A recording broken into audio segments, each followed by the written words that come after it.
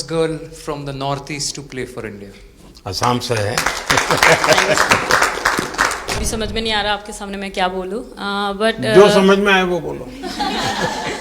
Sir वो मेरा debut था, लेकिन मेरा हर बार ऐसे होता है सर, जब भी डेब्यू होता है बारिश हो जाता है तो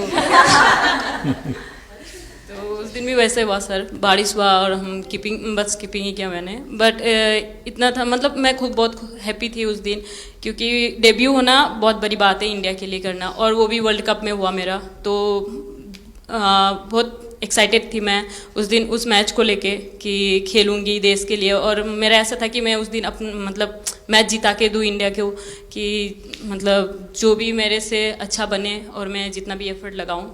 और एक बात सर सबसे अच्छा था, क्योंकि सारी टीम भरोसा कर रहे थे मेरे पे, और सब लोग आके मुझे मतलब हर एक बात बता रहे थे, हर एक बात कर रही थी। First girl from the Northeast to play for India. Assam से है।